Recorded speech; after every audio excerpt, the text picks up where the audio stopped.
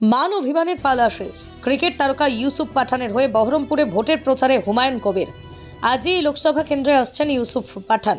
তার আগে বহরমপুরের দেওয়াল ভরল তৃণমূলের গ্রাফিতিতে। প্রচারে নামবেন বলে কথা দিলেন হুমায়ুন কবির। মঙ্গল সন্ধ্যায় অভিষেক বন্দ্যোপাধ্যায় কথা বলেন ভরতপুরের বিধায়কের সঙ্গে। তারপরই অভিমান ভুলে দলীয় প্রার্থীর হয়ে প্রচারে নামবেন বলে জানিয়ে দিলেন হুমায়ুন কবির।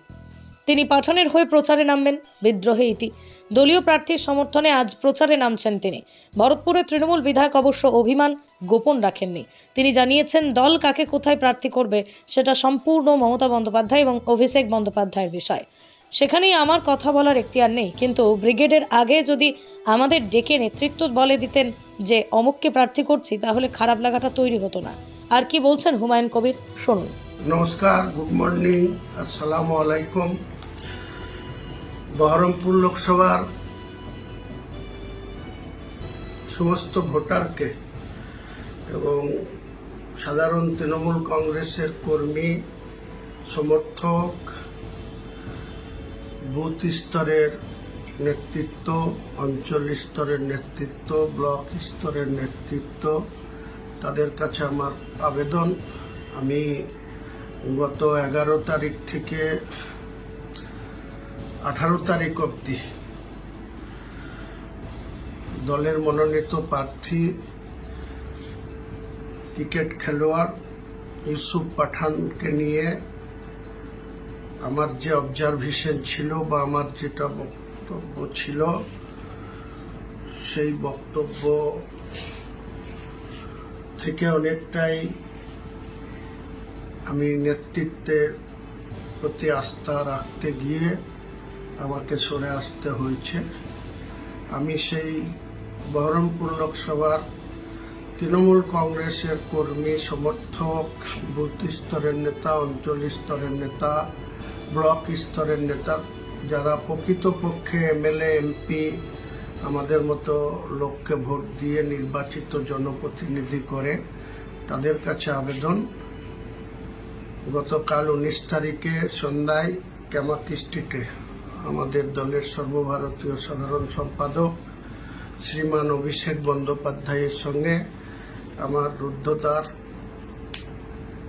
আলোচনা বা নেতৃত্বের প্রতি আমি আস্থা ভরসা রাখছি এবং অভিষেক বন্দ্যোপাধ্যায়কেই নেতা মেনে তার ঘোষিত প্রার্থীকেই আপনাদের কাছে ভোট দেওয়ার আবেদন করছি বা ইউসুফ পাঠানকেই সমর্থন করছি।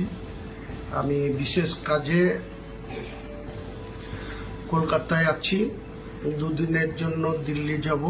দিল্লি থেকে ফেরত এসে আগামী রবিবার থেকে জেলায় এসে জেলার আমার বিশেষ করে ভরতপুর বিধানসভার মানুষের কাছে এবং আমার হোম ব্লক যেটা বেলডাঙ্গা 2 ব্লক, সেই ব্লকের 11টা অঞ্চলের মানুষের কাছে আমি ইউসুফ পাঠানকে ভোট দেওয়ার জন্য আপনাদের কাছে আবেদন নিয়ে যাব।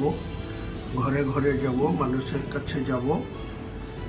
ইউসুফ পাঠান যেহেতু দল প্রার্থী ঘোষণা করেছে, আমি দলের একজন বিধায়ক, 2026-এর ভোট পর্যন্ত নিশ্চয়ই আমি এই পদে, উপরওয়ালা যদি আমাকে বাঁচিয়ে রাখে, আমি নিশ্চয়ই এই পদে থাকব।